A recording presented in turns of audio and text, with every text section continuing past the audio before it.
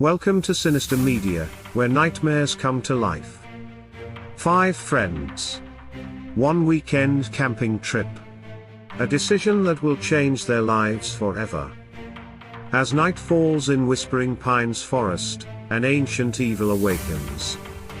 What starts as a fun getaway quickly descends into a fight for survival. Faced with a terrifying transformation, they must confront the beast within.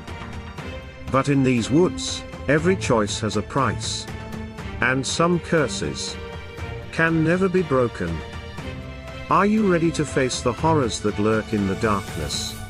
Because once this story begins, there's no turning back. Sinister Media presents a tale of friendship, sacrifice, and the monster inside us all. The night is calling. Will you answer? Chapter 1: Arrival at the campsite. The rusted metal gate creaked open reluctantly, protesting against years of disuse. Jake's weathered pickup truck rolled through, its headlights cutting through the twilight gloom of the forest. In the passenger seat, Emily peered anxiously at the dense woodland pressing in on both sides of the narrow dirt road. "Are you sure this is the right way?" she asked, her voice tinged with uncertainty. Jake nodded, his eyes fixed on the winding path ahead. "Trust me, Em. I found this place on one of those secret camping sites forums. It's supposed to be amazing." In the back seat, Sarah, Tom, and Alex exchanged glances. The excitement that had fueled their 3-hour drive was slowly giving way to a creeping unease. "Amazing or amazingly creepy?" Tom muttered, earning a playful punch from Sarah. As if on cue, the trees suddenly parted, revealing a small clearing bathed in the last golden rays of the setting Sunday. A weathered wooden sign, half hidden by encroaching vines, read Whispering Pines Campground. "We're here," Jake announced triumphantly, bringing the truck to a stop. The 5 friends piled out, stretching their cramped limbs and taking in their surroundings. The campsite was a picture of untouched wilderness, a carpet of soft pine needles, a ring of ancient trees standing sentinel, and the distant sound of a burbling stream. "Wow," Alex breathed, his earlier skepticism evaporating. "This is actually pretty incredible." The group quickly fell into the familiar rhythm of setting up camp. Jake and Tom wrestled with the larger tent, their competitive spirits turning the task into an unspoken race. Sarah and Emily worked on the smaller tent, their practiced movements speaking of years of camping trips together. Alex, the most outdoorsy of the bunch, set about gathering firewood.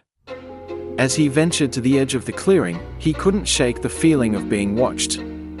More than once, he whirled around, sure he'd catch a glimpse of something. But there was never anything there, just the wind rustling through the leaves. As the last light faded from the sky, the campsite began to take shape. 2 tents stood proudly in the center of the clearing, surrounded by camp chairs and coolers. A neat pile of firewood waited nearby, promising warmth against the encroaching chill of the night. "Who's up for some grub?" Sarah called out, already rummaging through their food supplies. A chorus of hungry agreements rose up, and soon the air was filled with the mouth-watering aroma of sizzling burgers. The friends gathered around the newly kindled fire, its warm glow casting flickering shadows across their faces. "To adventure!" Jake proclaimed, raising his beer bottle in a toast. "To adventure!" the others echoed, clinking their bottles together. As night fully descended, the forest around them seemed to come alive. The gentle rustle of leaves was punctuated by the hoot of an owl and the chirping of crickets. Stars began to appear overhead, countless pinpricks of light in the velvety blackness. "You know," Emily said between bites of her burger, "I was skeptical about this place, but it's actually pretty perfect." Tom nodded in agreement. "Yeah, no cell service, no other campers, just us and nature. What could be better?" As if in answer to his question, a sound cut through the night, a long, mournful howl that seemed to come from everywhere and nowhere at once. The friends froze, their eyes wide as they looked at one another in shock. "What? What was that? Sarah whispered, her half-eaten burger forgotten in her hand. Before anyone could respond, the howl came again, closer this time. It was a sound that spoke of wildness, of something ancient and untamed. It sent a collective shiver through the group, the hairs on the backs of their necks standing on end. Probably just a wolf, Alex said, trying to sound nonchalant despite the tremor in his voice. Nothing to worry about. But as the howl faded away, leaving behind an eerie silence, each of them couldn't help but wonder if they'd made a mistake in coming to this isolated spot. The fire, which had seemed so cozy just moments ago, now felt small and inadequate against the vast darkness of the forest. Jake cleared his throat, breaking the tense silence. "Hey, who's up for some ghost stories?" he asked, forcing a grin. The others laughed nervously, grateful for the distraction. But as they huddled closer to the fire, their eyes couldn't help but dart to the shadows beyond the circle of light. The wilderness that had seemed so welcoming in the daylight now felt oppressive, full of unseen dangers. As Tom launched into a story about a haunted campground, Emily couldn't shake the feeling that they were being watched. She glanced over her shoulder, peering into the darkness. For a moment, she thought she saw a pair of eyes gleaming in the shadows, reflecting the firelight.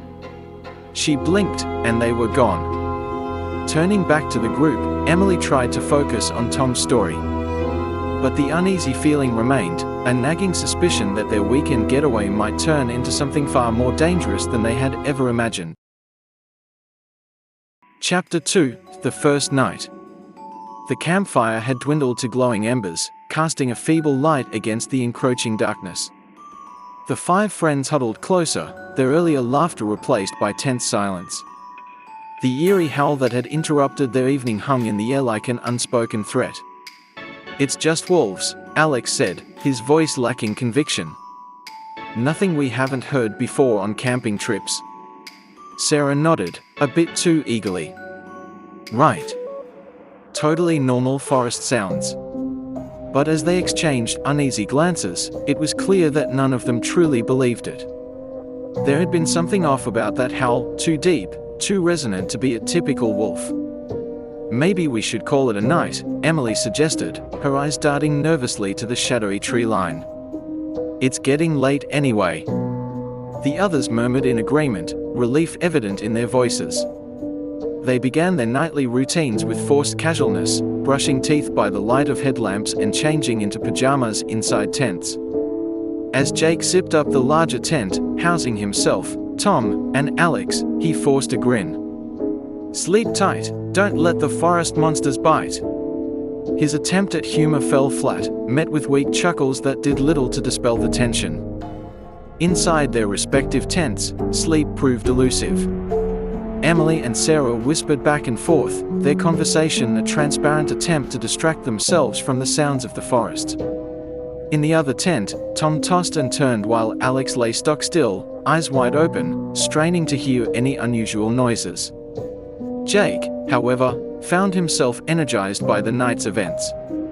He'd always been the thrill-seeker of the group, and the mystery of the strange howl called to his adventurous spirit. As the others began to drift off into uneasy slumber, he remained alert, waiting. It was just past midnight when the howl came again. Closer this time, unmistakably different from any animal Jake had ever heard. It was followed by the sound of snapping twigs and rustling leaves, something large moving through the underbrush. Jake's heart raced. This was his chance to solve the mystery. Quietly, so as not to wake his friends, he slipped out of his sleeping bag and grabbed his flashlight. He paused at the tent entrance, taking a deep breath before unzipping it as silently as possible. The clearing was bathed in pale moonlight, the shadows of the trees stretching like grasping fingers across the ground. Jake swept his flashlight beam in a wide arc, seeing nothing out of the ordinary. But the feeling of being watched prickled at the back of his neck. With one last glance at the quiet tents, Jake stepped into the forest. The underbrush caught at his legs as he moved deeper into the woods, following the direction of the last howl. His flashlight beam danced across tree trunks and low-hanging branches, creating shifting shadows that seemed to move of their own accord. A twig snapped loudly beneath Jake's foot, and he froze. In the sudden silence, he could hear his own ragged breathing and the pounding of his heart. Then, from somewhere to his left, came a low, rumbling growl. Jake swung his flashlight toward the sound. For a split second, the beam illuminated a massive, shadowy figure. Glowing eyes reflected the light, and Jake caught a glimpse of bared teeth before the creature melted back into the darkness. Terror seized him. All thoughts of adventure forgotten, Jake turned and ran. Branches whipped at his face as he crashed through the underbrush, the sound of his panicked flight seeming to echo through the entire forest. He burst into the clearing, gasping for breath, and dove for his tent. "Guys! Wake up!" he shouted, his voice cracking with fear. Tom and Alex jolted awake, confusion quickly turning to alarm at the sight of Jake's pale, sweat-streaked face. "What happened?" Tom demanded, fully alert now. "I saw something," Jake panted, his eyes wild. "In the woods. It was huge, and those eyes. God, those eyes!" By now, Emily and Sarah had emerged from their tent, drawn by the commotion. The 5 friends huddled together in the larger tent, Jake's flashlight beam dancing erratically as his hands shook. "What do you mean, you saw something?" Emily asked, her voice barely above a whisper. Jake opened his mouth to respond, but before he could, another howl split the night. It was closer than ever, just beyond the edge of their campsite. As one, they turned to look out the tent flap. There, at the tree line, stood a massive silhouette. Moonlight glinted off razor-sharp teeth and glowing eyes. For a moment, it stood perfectly still, watching. Then, with deliberate slowness, it stepped back into the forest and vanished. In the deafening silence that followed, the 5 friends looked at each other, the same chilling realization dawning on them all: they were no longer alone in these woods, and their night of terror was far from over. Chapter 3: A Mysterious Encounter. Dawn broke over the campsite, its pale light revealing 5 exhausted faces. No one had slept much after Jake's terrifying encounter and the collective sighting of the mysterious creature. As they huddled around a hastily made campfire, clutching mugs of strong coffee, an uneasy silence hung in the air. "So," Tom finally said, his voice rough from lack of sleep, "are we going to talk about what happened last night?" Jake, who had been staring into the flames, looked up. The bags under his eyes spoke volumes about his restless night. "I know what I saw," he said firmly. "It wasn't a bear, or a wolf, or anything normal." Sarah shivered, pulling her jacket tighter around her. "But what else could it be? It's not like we believe in monsters, right?" The group exchanged uncertain glances. The rational part of their minds wanted to dismiss the events of the previous night, but the fear they had experienced was all too real. "Maybe we should check around the campsite," Alex suggested. "If there was something out there, it might have left traces." The idea of action seemed to energize the group. They split up, combing the area around their tents. It didn't take long for Emily to call out, her voice tinged with alarm. "Guys, you need to see this." They rushed to where she stood, at the edge of the clearing. There, scored deep into the bark of an old oak tree, were 3 parallel gash marks. They were too high up and too wide apart to have been made by any normal forest animal. "Holy shit," Tom breathed, reaching out to touch the marks before thinking better of it. "There's more," Alex said, crouching down. He pointed to a large, distinct paw print in the soft earth. It was easily twice the size of a wolf's print, with clear claw marks at the tips of each toe. The group fell silent, the implications of these discoveries sinking in. It was Jake who finally spoke up, his adventurous spirit seemingly rekindled in the light of day. "Look, I know last night was scary. But we've been planning this trip for months. Are we really going to let some weird animal chase us away?" His words seemed to strike a chord. Despite their fear, none of them wanted to admit defeat so easily. "Jake's right," Sarah said, surprising herself.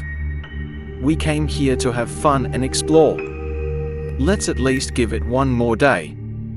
The decision made, they set about preparing for the day ahead. As they ate breakfast, they planned a hike to explore the surrounding forest. The activity and sunlight seemed to lift their spirits, pushing the events of the night to the back of their minds. As they trekked through the woods, the beauty of the forest began to work its magic. Birds chirped overhead, squirrels chattered as they leapt from branch to branch, and shafts of sunlight pierced the canopy, creating a dappled pattern on the forest floor. It was early afternoon when they stumbled upon the cabin. Half hidden by overgrown vegetation, its weathered boards and sagging roof spoke of years of abandonment. "Should we check it out?" Emily asked, curiosity overcoming her initial hesitation. Carefully, they approached the structure. The door creaked ominously as Jake pushed it open, revealing a musty interior thick with dust and cobwebs. Old, rusted tools hung on the walls, and a broken chair lay toppled in one corner. "Guys, look at this," Alex called out.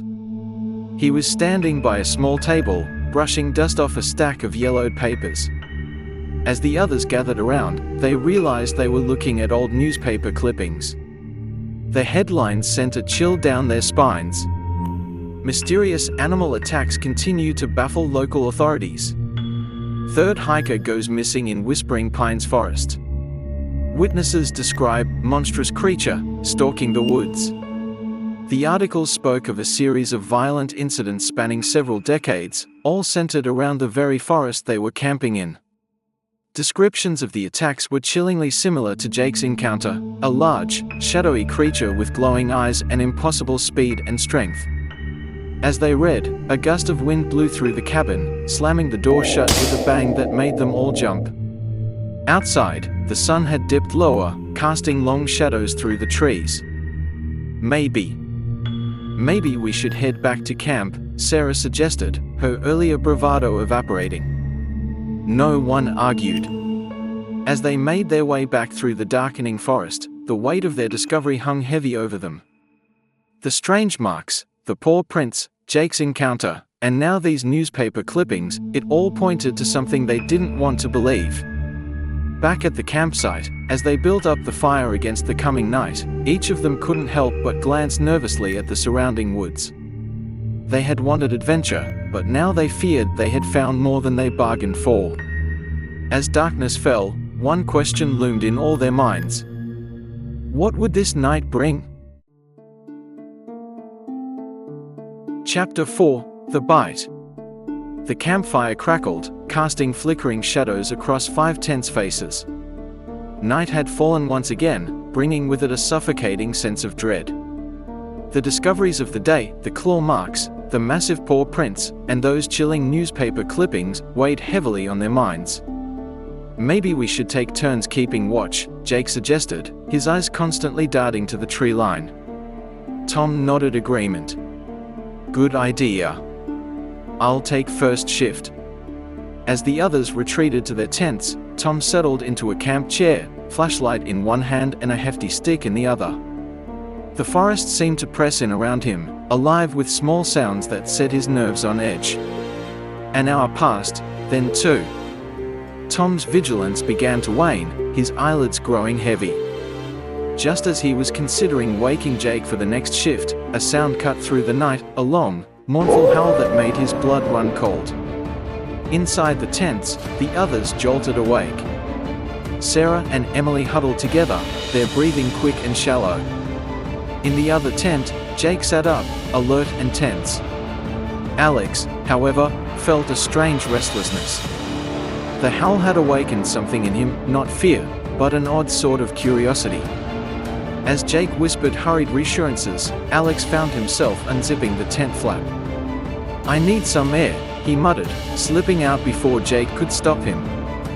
Outside, the night air was cool against his skin. Alex took a deep breath, trying to calm his racing heart. He nodded to Tom, who looked at him with a mixture of relief and concern. "You okay, man?" Tom asked. Alex opened his mouth to respond, but the words never came. From the darkness beyond the campfire's light, a blur of motion erupted. A massive shape, all fur and teeth and glowing eyes, lunged straight at Alex. Time seemed to slow. Alex saw the creature's jaws, impossibly wide and filled with razor-sharp teeth. He tried to move, to cry out, but his body wouldn't respond. Then, in a flash of pain and terror, those jaws clamped down on his arm. Alex's scream shattered the night. Tom leapt up, swinging his stick wildly, but the creature had already retreated, melting back into the shadows as quickly as it had appeared. The others burst from their tents, flashlights sweeping frantically across the clearing. They found Alex on his knees, clutching his arm, his face a mask of pain and shock. "Oh my God, Alex!" Sarah cried, rushing to his side. Jake was right behind her. What happened? Was it the thing from last night? Alex could only nod, his breath coming in short, pained gasps. Emily, always the most level-headed in a crisis, took charge. "We need to clean and bandage that wound," she said, her voice tight with controlled panic. "Sarah, get the first aid kit. Jake, more light. Tom, keep watch." As they worked to treat Alex's injury, a sense of unreality settled over the group. This couldn't be happening. Things like this didn't happen in real life. But the evidence was right in front of them. As Emily carefully cleaned the bite, they all saw it, an angry red wound, punctuated by deep tooth marks. But there was something else, something wrong. "That's not normal," Tom said, voicing what they were all thinking. The skin around the bite was already turning an ugly purple, shot through with dark veins. It looked like an infection, but one that had set in far too quickly. "We need to get him to a hospital," Sarah said, her voice trembling. Jake nodded grimly. "First light, we pack up and get out of here. For now, we stick together. No one leaves the group, understand?" As they huddled close, tending to Alex and keeping a wary eye on the surrounding darkness, each of them grappled with the terrifying reality of their situation. The creature was real. It had attacked one of their own. And now, as they watched the strange discoloration spreading slowly up Alex's arm, they faced a new, chilling question: what was happening to their friend? The night stretched on, filled with tense whispers and the occasional pained groan from Alex. Sleep was out of the question. They could only wait, watching the trees for any sign of movement, praying for the sun to rise and bring an end to this nightmare. But as the hours crawled by, a gnawing fear took root in their hearts. What if their ordeal was only just beginning? Chapter 5: The Decision. The first rays of sunlight crept over the horizon, painting the sky in hues of pink and gold. But for the 5 friends huddled in their campsite, the dawn brought little comfort. Their eyes were red-rimmed from a sleepless night, faces drawn with worry as they turned their attention to Alex. He lay on top of his sleeping bag, his skin slick with sweat despite the morning chill. The bite on his arm had swollen, angry red lines radiating outward like a macabre sunburst. But it wasn't just the wound that concerned them, Alex had changed. "Guys," he rasped, his eyes flickering open. "Everything's so loud." Sarah knelt beside him, pressing a cool cloth to his forehead. "What do you mean, Alex?" He winced, as if her whisper was a shout. "I can hear everything." The stream a mile away, a rabbit's heartbeat in the bushes. His nostrils flared. And the smells. It's overwhelming. Jake and Tom exchanged worried glances. This was beyond anything they had expected. Suddenly, Alex sat up, his movements unnaturally quick. "I need water," he said, reaching for a nearby water bottle. As he grasped it, the plastic crumpled like paper in his grip, water spraying everywhere. Alex stared at his hand in shock, then at his friends' frightened faces. "What's happening to me?" he whispered, fear evident in his voice. Emily, who had been quietly observing, stepped forward. She placed a hand on Alex's forehead, then quickly withdrew it. "He's burning up," she said, her voice tight with concern. "This isn't a normal fever." The gravity of the situation settled over the group like a heavy blanket. They had to make a decision, and fast. "We need to get him to a hospital," Jake said, already moving to break down the camp. "Whatever this is, it's beyond our ability to handle." Tom nodded in agreement, joining Jake in packing up their gear. "The sooner we get out of these woods, the better. We can be back in town before nightfall if we hurry." But Emily stood her ground, placing herself between Alex and the others. "We can't move him," she insisted. "Look at him. He's in no condition to travel." Sarah, torn between the two sides, spoke up hesitantly. "Maybe Emily's right. What if moving him makes it worse?" Jake paused in his packing, frustration evident on his face. "And what if staying here kills him? Or us? We're not equipped to deal with whatever this is." The argument escalated, voices rising as fear and exhaustion took their toll. Alex watched through fever-bright eyes, his enhanced senses making every shout feel like a physical blow. "Stop!" he cried out, his voice carrying an unexpected power that silenced the others instantly. "This is my choice. I think we should stay." Emily nodded vigorously. "See? He agrees. We can't just abandon him here." But Tom wasn't convinced. "Alex, man, you're not thinking straight. That fever's messing with your head." Jake, who had been quiet for a moment, spoke up. "There's something else we need to consider," he said, his voice low. "The full moon. It's tonight." A heavy silence fell over the group. The implications of Jake's words hung in the air, unspoken but understood by all. The newspaper clippings they had found, the legends they all knew, they pointed to one terrifying possibility. "All the more reason to get out of here," Tom said, breaking the silence. "We need to be far away before nightfall." Emily shook her head stubbornly. "I'm not leaving him. I'll stay here alone if I have to." The group looked at each other, the weight of the decision pressing down on them. Stay and face an unknown danger, or leave and potentially abandon their friend to a terrible fate. The sun climbed higher in the sky, a silent reminder that time was running out. As they stood there, caught in their impossible choice, a low, pained groan escaped Alex's lips. His body tensed, muscles rippling beneath his skin in a way that seemed almost inhuman. Whatever was happening to him, it was accelerating. The decision they would make in the next few moments would change their lives forever. As the forest whispered around them, 5 friends stood on the precipice of a choice that would test the very limits of their friendship, their courage, and their humanity. Chapter 6: Transformation. The day crawled by with agonizing slowness.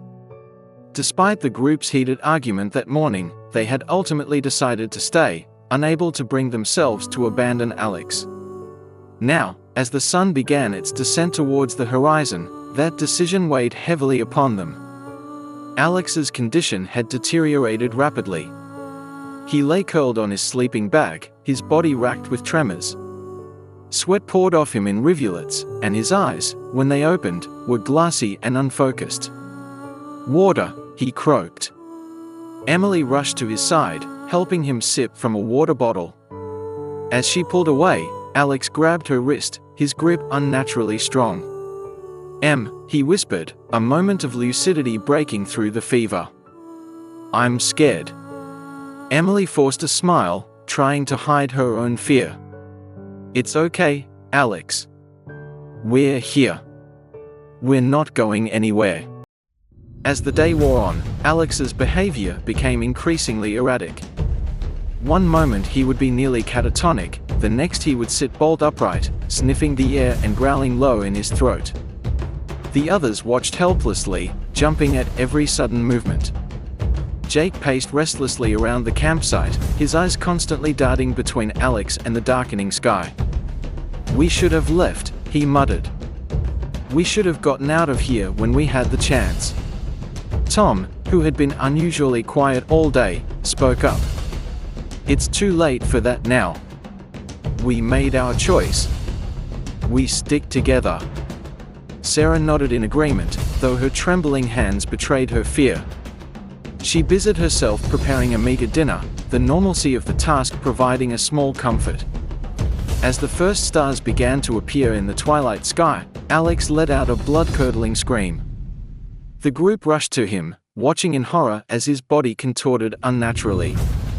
"Oh God," Sarah gasped, her hand flying to her mouth. "It's happening, isn't it?" Alex's screams turned to guttural growls. His fingers dug into the earth, leaving deep furrows as they elongated into claws. Bones cracked and reformed, muscles rippled and bulged beneath his skin. Dark, coarse hair began to sprout across his body. "We need to do something," Jake yelled, but no one moved. They were transfixed by the horrifying spectacle before them. Alex's face contorted, his jaw elongating into a muzzle filled with razor-sharp teeth. His eyes flew open, now a bright, unnatural amber that seemed to glow in the gathering darkness. For a moment, everything was still. Alex, or the creature that had been Alex, crouched on all fours, its chest heaving with ragged breaths. It slowly turned its head, regarding each of them in turn with those eerie, intelligent eyes. "Alex?" Emily whispered, taking a hesitant step forward. "Can you hear me?"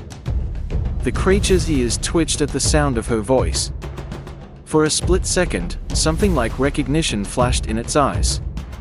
Then, with a snarl, it lunged. Sarah, who had been closest, had no time to react. The creature slammed into her, knocking her to the ground. Razor-sharp claws raked across her arm as she raised it instinctively to protect her face. "Sarah!" Tom yelled, grabbing a nearby branch and swinging it at the creature. The blow connected, sending the beast stumbling back. Sarah scrambled away, clutching her bleeding arm. Jake and Tom positioned themselves in front of the girls, brandishing makeshift weapons. The creature that had been Alex snarled, saliva dripping from its jaws. It paced back and forth, its gaze never leaving the group. But as it moved to attack again, something changed. It paused, shaking its head as if trying to clear it. "Alex," Emily called out, her voice breaking. "I know you're in there. You can fight this." The creature's eyes locked onto Emily. For a moment, the amber glow seemed to dim, replaced by a flash of all-too-human anguish.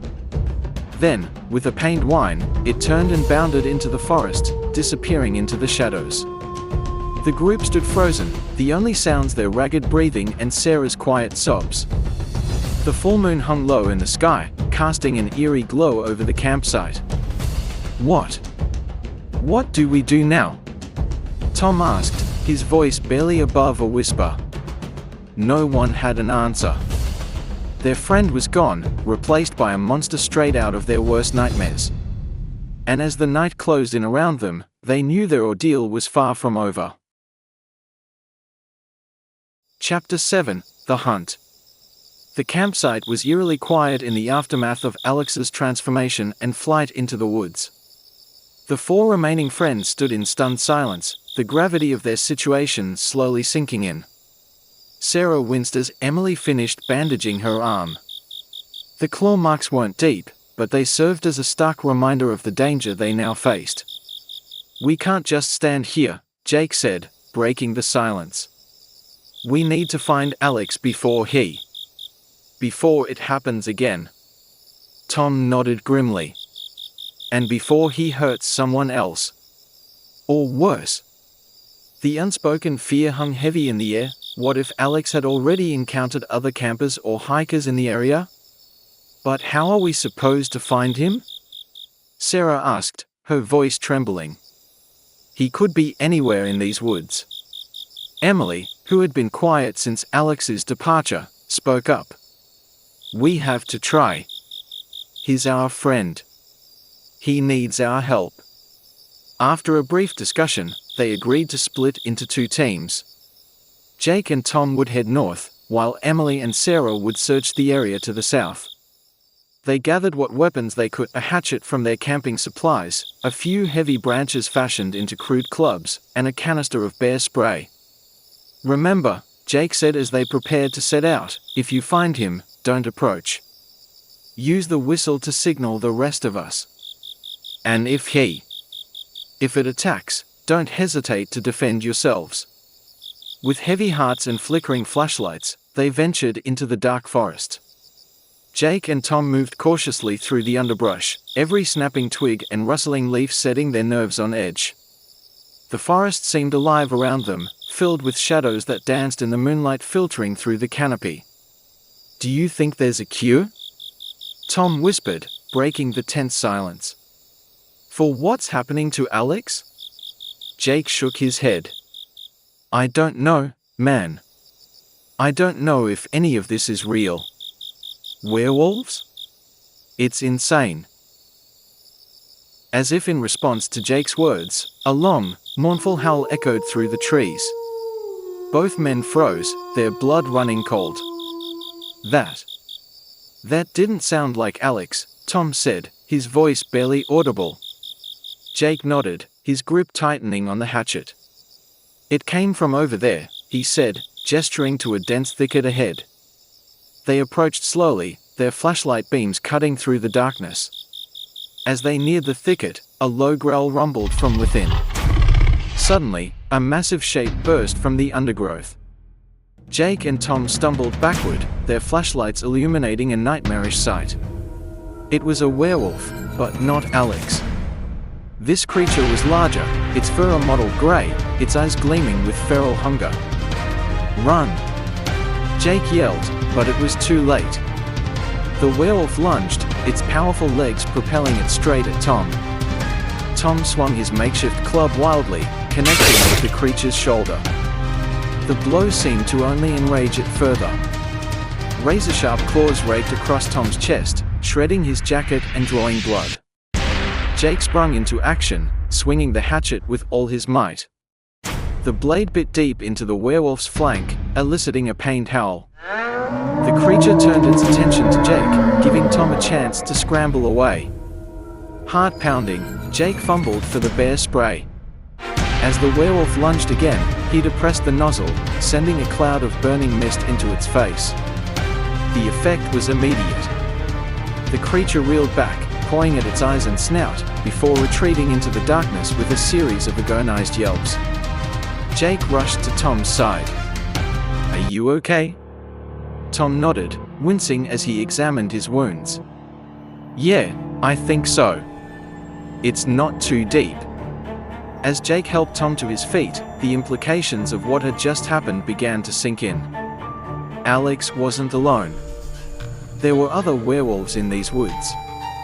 "We need to find the others," Jake said urgently. "Now." As they hurried back the way they came, a chorus of howls rose from the forest around them. The hunt was on, but it was no longer clear who was the hunter and who was the prey. In another part of the forest, Emily and Sarah huddled closer together as the howls reached their ears. They exchanged worried glances, the same chilling realization dawning on them. Whatever was happening to Alex, it was bigger than they had imagined. And as the night wore on, their chances of making it out of these woods unscathed were growing slimmer by the minute. Chapter 8, Trapped.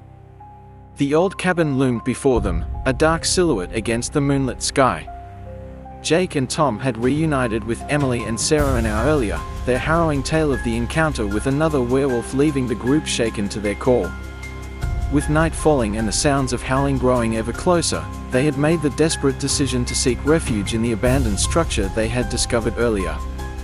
"Quick, inside!" Jake urged, ushering the others through the creaking door. As soon as they were in, he and Tom began dragging whatever furniture they could find to barricade the entrance. Sarah huddled in a corner, her eyes wide with fear, while Emily paced restlessly, casting anxious glances out the grimy windows. The cabin, which had seemed merely eerie during the day, now felt like a tomb. As Tom wedged a broken chair under the door handle, a long, mournful howl pierced the night. It was closer than ever, and it was answered by several others from different directions. "They are out there," Sarah whispered, her voice trembling. "Surrounding us." Jake tried to sound confident as he replied, "We're safe in here. They can't get to us." But even as he spoke, a heavy thud against the outer wall made them all jump. Something large was circling the cabin, testing for weaknesses. Emily sank to the floor, burying her face in her hands. "This is all my fault," she said, her voice choked with emotion. "If I hadn't insisted we stay with Alex." "Don't say that," Tom interjected, moving to comfort her. "We all agreed to stay. We couldn't have known." His words were cut short by a blood-curdling howl, so close it seemed to shake the very foundations of the cabin. Sarah let out a strangled sob, curling into herself. "It's him," she whimpered. "It's Alex. He's come for us." The group fell into a tense silence, broken only by the sounds of their ragged breathing and the occasional thud or scratch from outside. Each noise made them flinch, imagining claws and teeth tearing through the thin wooden walls. As the night wore on, the close quarters and mounting fear began to take their toll. Tempers frayed, and old resentments bubbled to the surface. "We should have left when we had the chance," Jake muttered, pacing back and forth. "If you hadn't been so stubborn, Emily." "Don't you dare blame her," Tom shot back, his voice rising. "We're all responsible for this mess." "Stop it, both of you," Sarah cried out, her nerves finally snapping. "Fighting isn't going to help us survive this." Her outburst was met with shocked silence. It was the most Sarah had spoken since the attack, and the fear and pain in her voice were palpable. Emily moved to Sarah's side, gently putting an arm around her. "I'm so sorry, Sarah," she whispered. "You're right. We need to stick together." As if in response to their moment of unity, a thunderous crash echoed through the cabin. All eyes turned to the boarded-up window, where a large, furry arm had smashed through, claws raking the air near feet from where Tom stood. "Get back!" Jake yelled, grabbing a piece of broken furniture and swinging it at the intruding limb. There was a yelp of pain, and the arm withdrew, leaving behind tufts of coarse hair and deep gouges in the wooden floor. The attack galvanized the group into action. They rushed to reinforce the window, using anything they could find: old boards, pieces of furniture, even pages from the moldering books they had discovered earlier. As they worked, Emily's eyes fell on one of the newspaper clippings they had found. The headline glared up at her: "Full moon cycle ends, attack cease." "Guys," she said, her voice tight with a mixture of hope and fear, "I think I know how long we need to survive. The lunar cycle. If we can make it through this night." Her words hung in the air, a lifeline in their sea of despair. But as another howl split the night, followed by the sound of claws scrabbling at the roof, they all knew that surviving until dawn would be easier said than done. The cabin creaked and groaned around them, a fragile shell against the terrors of the night. As they huddled together in the center of the room, weapons clutched in sweaty hands, one thought echoed in all their minds: would they live to see the morning light, or would this abandoned cabin become their tomb? Chapter 9: The Truth Revealed. The cabin creaked and groaned under the assault of the wind and the occasional thud of a werewolf testing its defenses. Inside, the five friends huddled together, their eyes darting nervously to each boarded-up window and the barricaded door. The once spacious room now felt claustrophobic, filled with the palpable tension of their fear and uncertainty. Tom, unable to sit still, began to pace the room. "There has to be something here," he muttered, his eyes scanning the dusty shelves and cluttered surfaces. "Something to help us understand what's happening." As if in answer to his words, his foot caught on a loose floorboard, nearly sending him sprawling. Jake reached out to steady him, and as Tom regained his balance, they both noticed the board had shifted, revealing a small space beneath. "Hey, guys," Jake called, crouching down. "I think there's something under here." The others gathered around as Jake pried up the floorboard. Reaching into the dark space, he pulled out a leather-bound book, its cover worn and cracked with age. "It's a journal," Emily breathed, taking it from Jake with trembling hands. As Emily opened the journal, a folded piece of paper fell out. Sarah picked it up, unfolding it carefully. "It's a map of the forest," she said, her voice barely above a whisper. "Look, there's the cabin, and what's this mark here?" Jake leaned in, squinting at the faded ink. "It looks like a cave? About 5 miles north of here." But Emily wasn't listening. Her eyes were glued to the pages of the journal, growing wider with each line she read. "Guys," she said, her voice tight with a mixture of fear and excitement, "you need to hear this." The others fell silent as Emily began to read aloud. August 15, 1973. "It's been 3 months since I was bitten. 3 full moons of terror and bloodshed. But I think I've finally found a way to end this curse." Emily's voice shook as she continued. "The old stories were true. To break the curse, you must kill the werewolf that bit you. But it has to be done before the next full moon after you're bitten. After that, the curse becomes permanent. You lose yourself completely to the wolf." A heavy silence fell over the group as the implications of these words sank in. "So," Tom said slowly, "if we don't find the werewolf that bit Alex and kill it before the next full moon, we lose him forever," Sarah finished, her voice barely audible. Jake's face hardened with determination. "Then we have to find it. We have to save Alex." Emily nodded, turning back to the journal. As she flipped through the pages, her face suddenly paled. "There's more," she said. "Listen to this. The transformation isn't instant. It happens in stages, over the course of several full moons. But each time you change, you lose a little more of yourself. By the 3rd full moon, there's almost nothing left of the person you were."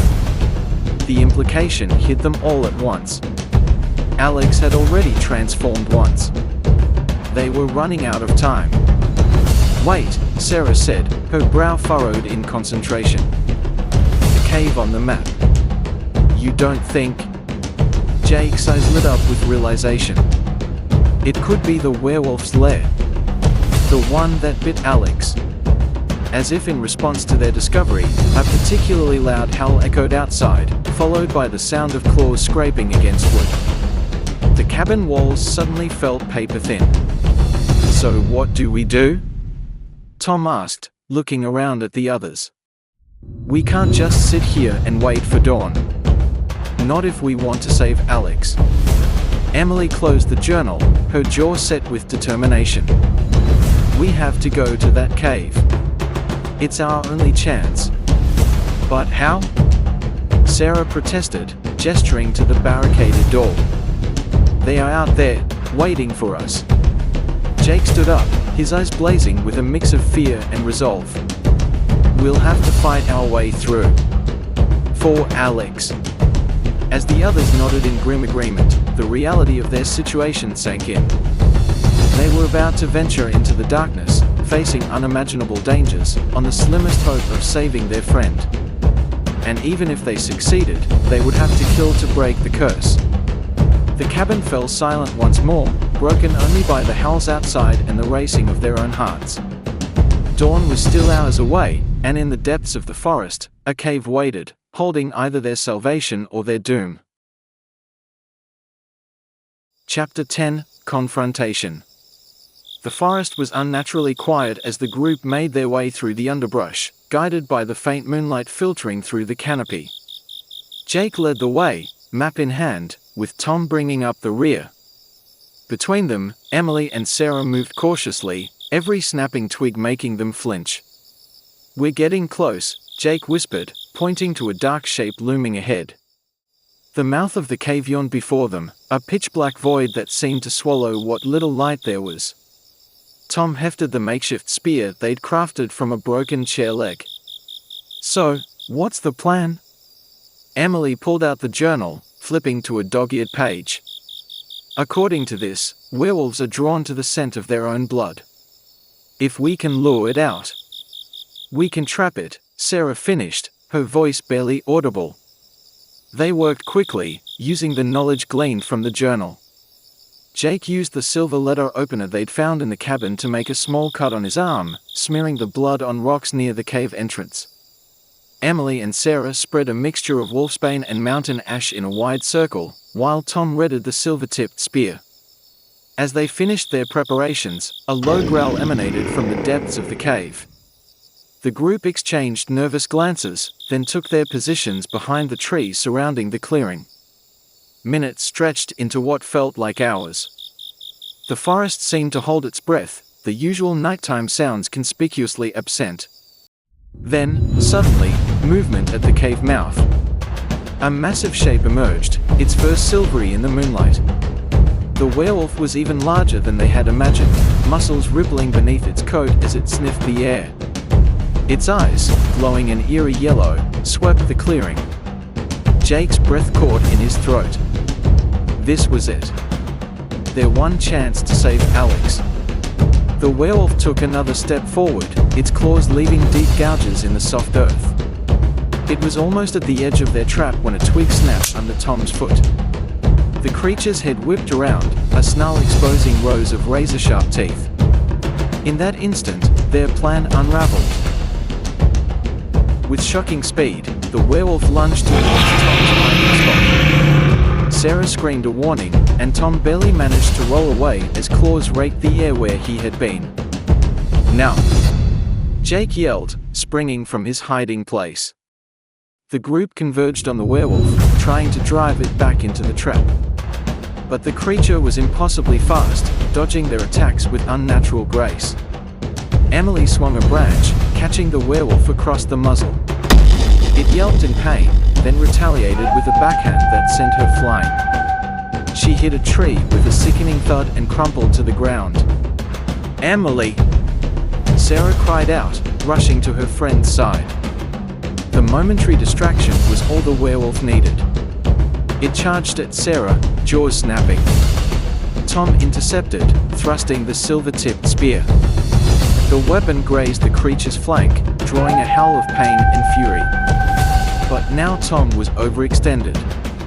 The werewolf's claws raked across his chest, shredding his jacket and drawing blood. He stumbled backward, clutching his wound. Jake, seeing his friends falling one by one, made a desperate move.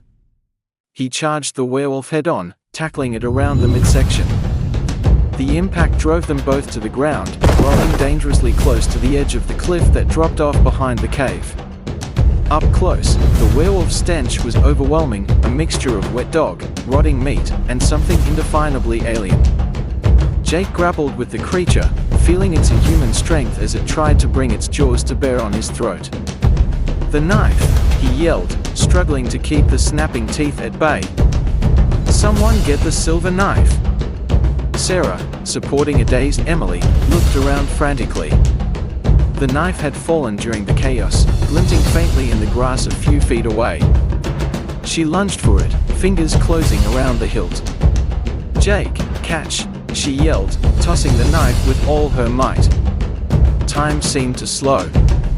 Jake saw the knife spinning end over end towards him. The werewolf, sensing the danger, redoubled its efforts to break free. Jake felt his grip slipping, the creature's hot breath on his face. His hand shot out, fingers brushing the knife's handle. For a heart-stopping moment, he thought he'd missed. Then his grip tightened, and with a yell of desperation and fury, he brought the silver blade down. The werewolf's howl of pain split the night, a sound of agony and rage that seemed to shake the very trees. But even as Jake pushed the blade deeper, he felt the creature's claws raking his side. Darkness crept into the edges of his vision.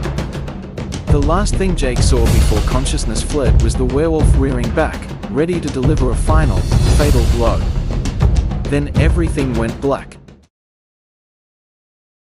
Chapter 11: The Final Stand.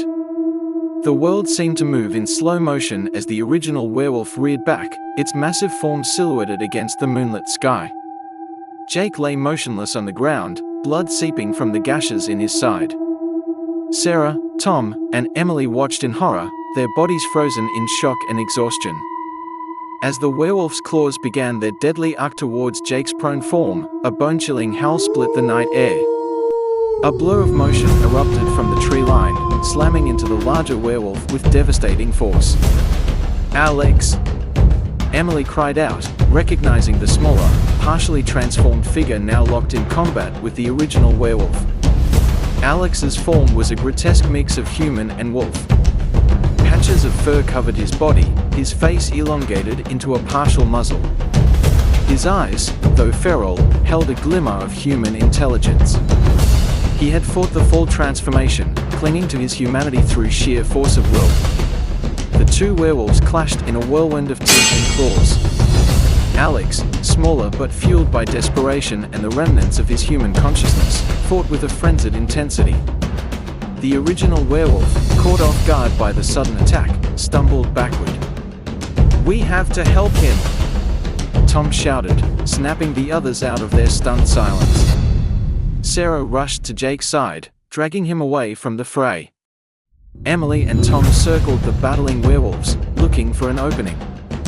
Alex and the original werewolf rolled dangerously close to the cliff's edge, neither willing to relinquish their hold on the other. Claws raked across flesh, drawing howls of pain from both creatures. Blood matted their fur, a testament to the ferocity of their fight. In a moment of clarity, Alex locked eyes with Emily. Despite the bestial features, she saw recognition there, and a silent plea. Understanding dawned on her. "The silver," she yelled to Tom. "We need to get the silver knife to Alex." Tom nodded, scanning the ground frantically. He spotted the knife, half buried in the soft earth where Jake had dropped it. Diving for it, he scooped it up and turned to the grappling werewolves. "Alex," he shouted. "Catch!"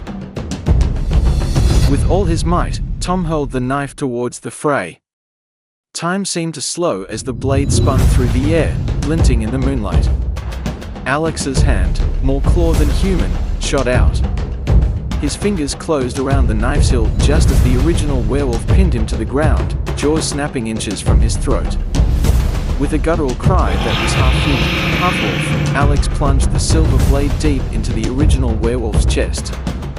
The creature's howl of agony echoed through the forest, sending birds scattering from nearby trees. The original werewolf thrashed wildly, its strength fading as the silver did its work. In its death throes, it lashed out one final time, claws raking across Alex's chest and stomach.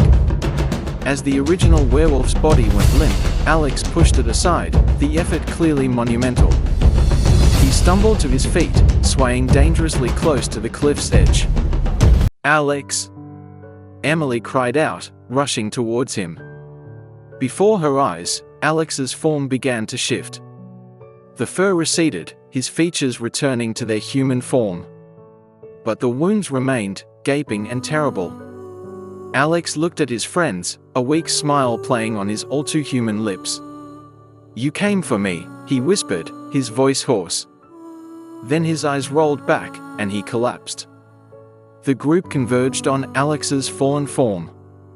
Sarah, who had been tending to Jake, left him propped against a tree and joined the others. Tears streamed down her face as she took in the extent of Alex's injuries.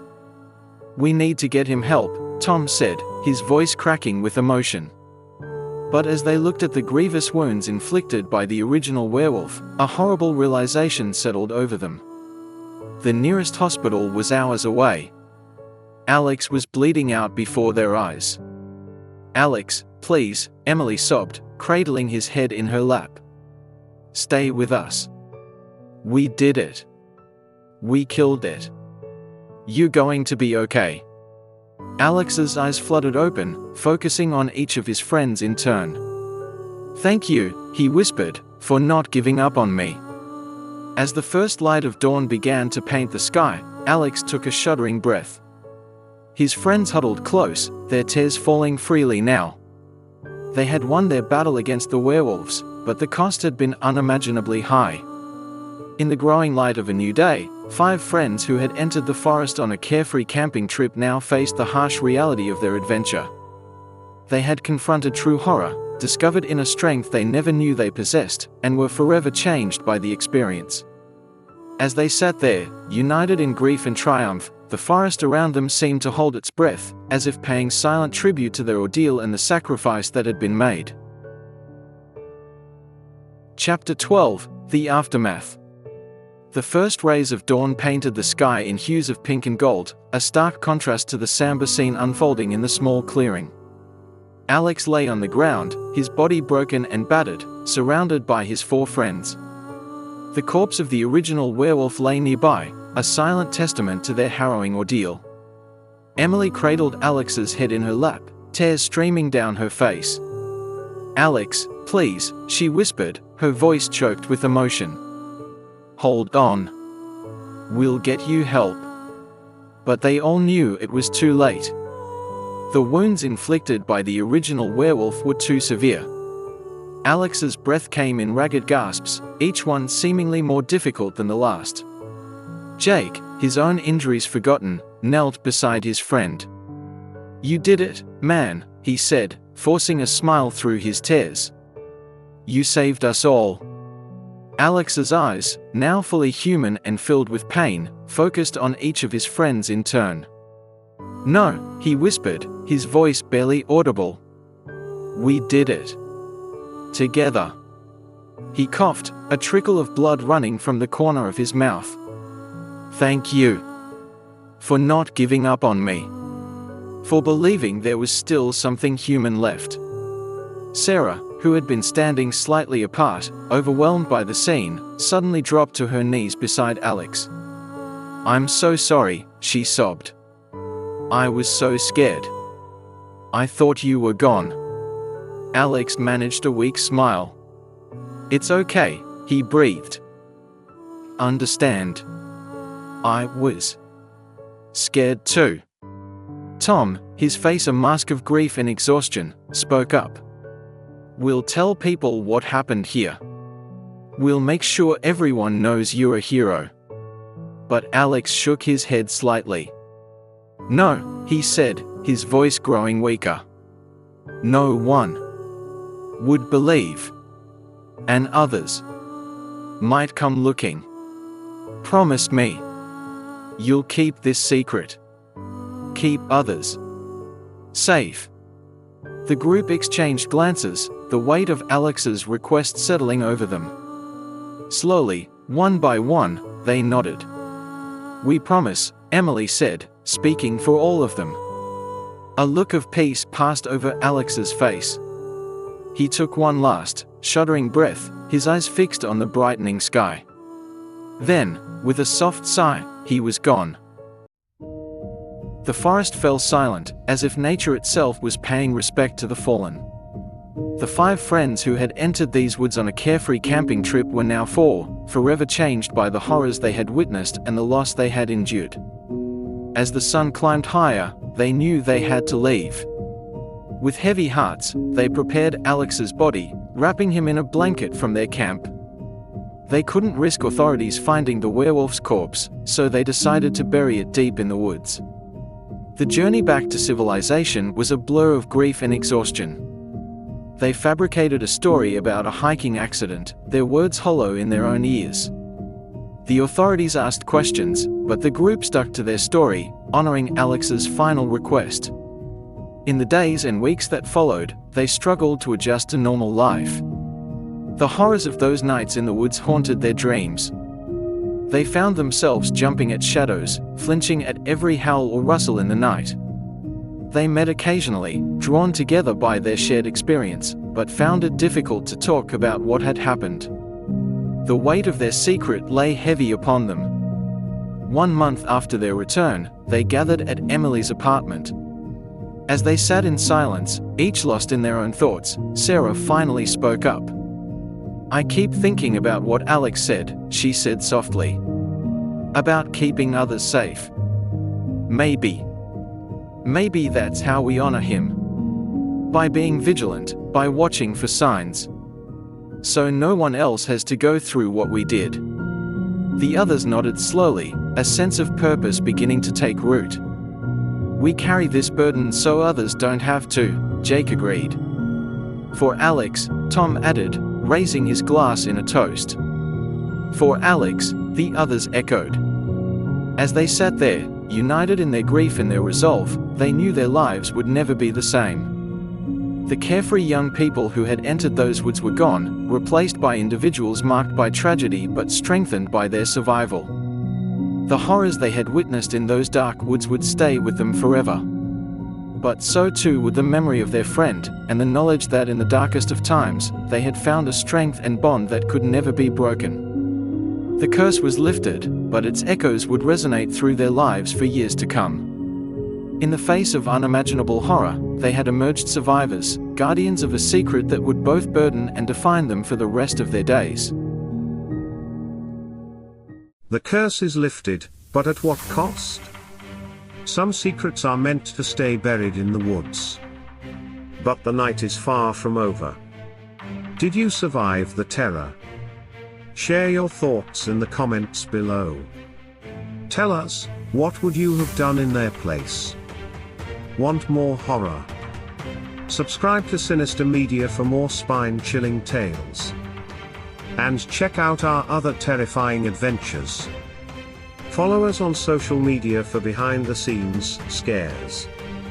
Remember, the full moon is always waiting. Sinister Media, where your nightmares come alive.